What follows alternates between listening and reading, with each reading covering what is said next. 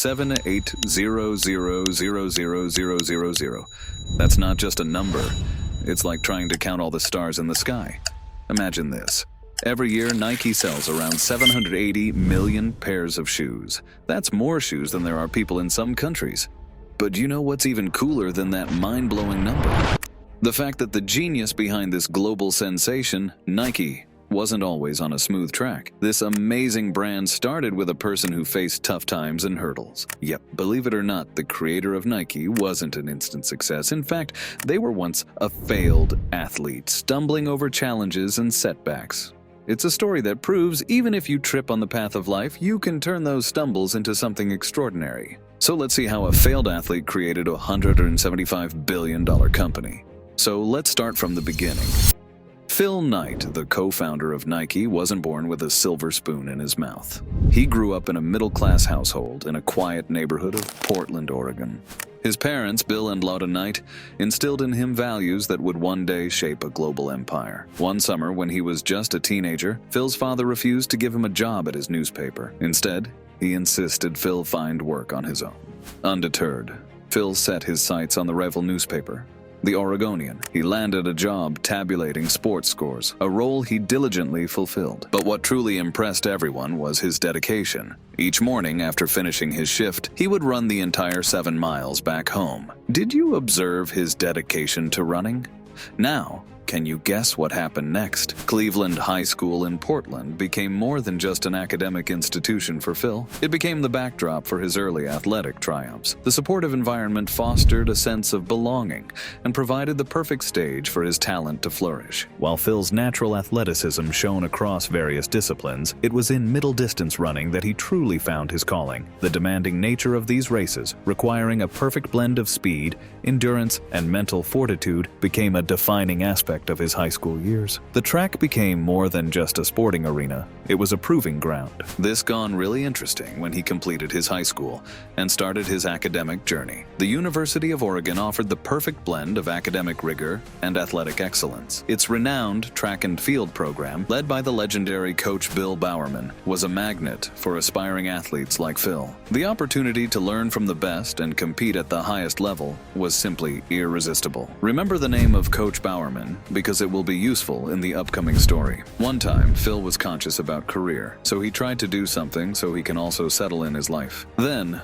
Phil chose to pursue journalism, a field that aligned with his interest in communication and storytelling. While his academic focus shifted, his connection to sports persisted, and journalism provided a channel through which he could blend his love for writing with his passion for athletics. But here is also a twist. Can you guess it? Despite focusing on journalism, Phil remained actively involved in track and field at the university. His commitment to both academics and sports showcased his ability to balance diverse interests. This period marked the convergence of his educational pursuits and his enduring love for athletics. By the way, now it is 1959. At the age of 18, Phil Knight made a pivotal decision to enroll at Stanford Graduate School of Business. This marked a significant shift in his academic trajectory, transitioning from journalism to business education. The decision reflected his evolving vision and a desire to equip himself with the skills needed for entrepreneurial pursuits. At this time, Phil was now determined that now he will pursue his career in entrepreneurship. He started to find the ways to do a business.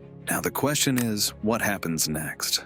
Phil Knight, a man brimming with potential, had just set foot on the hallowed grounds of Stanford University. Stanford, with its renowned business school and buzzing entrepreneurial spirit, was the perfect crucible for Phil's ambitious mind. He was surrounded by aspiring entrepreneurs, fueled by innovation and a thirst for success. Have you ever experienced a period of transformative growth that shaped your career path? Comment now. Now here, the main story starts. Phil Knight's time at Stanford wasn't just a period of learning. It was a spark that ignited an entrepreneurial flame within him. A flame that, in 1964, found expression in the birth of something extraordinary: Blue Ribbon Sports. Joining forces with Bill Bowerman, a legendary coach and visionary inventor, wasn't just a business decision, it was a meeting of minds. They were united by a shared passion for athletics, a desire to push boundaries, and a vision for the future of athletic footwear. Bowerman, the innovative mind behind the iconic waffle sole, was a relentless relentless force for progress. He saw limitations as opportunities and believed in defying convention. Phil, with his business acumen and strategic vision, was the perfect complement to Bowerman's inventive spirit. The early days of Blue Ribbon Sports were anything but glamorous. Gone were the manicured lawns and ivy-covered walls of Stanford. Reality had set in, and Phil, along with his small team, were facing the grit and grind of entrepreneurship. Selling shoes out of the trunk of Phil's car wasn't just inconvenient, it was a constant reminder of the uphill battle they faced. They were a small fish in a vast ocean, competing against established giants in the athletic footwear industry. The resilience that Phil and his team displayed during those early years laid the foundation for future success. They learned from their mistakes, adapted to changing circumstances, and never gave up on their dream. Their unwavering determination would eventually propel Blue Ribbon Sports to the forefront of the athletic footwear industry, paving the way for the iconic brand we know today.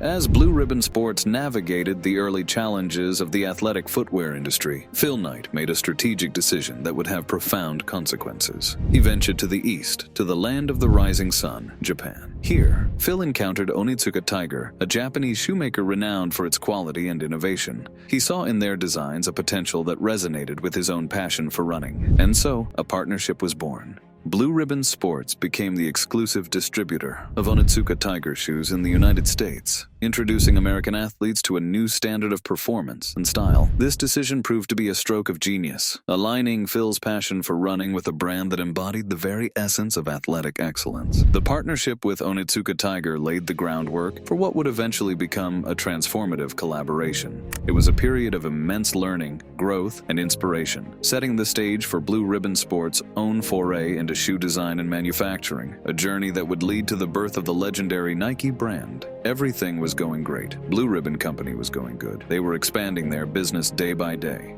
The turning point of the Blue Ribbon Company came when Bowerman combined features of Tiger shoes, which was a marathon shoes, into a long-distance traveling shoes. This shoe instantly became hit in the market. People were liking them. The team of Phil and Bowerman made the Tiger shoes one of the biggest shoe in the market. After seeing this instant growth of Blue Ribbon, Onitsuka, whose company was delivering shoes to Blue Ribbon, got greedy. He told Phil that now Phil will have to sell 51% of Blue Ribbon to Onitsuka. Phil became angry on this decision, and now Phil has only two choices. First, he sells 51% or starts everything from scratch. First decision may make him more rich, but with less freedom, and the second, which may make his career end. He could have been bankrupt. He was going to take his biggest step in life, which turned his whole life, which we will know in the second part of the video. So subscribe as soon as possible. See you in the next video.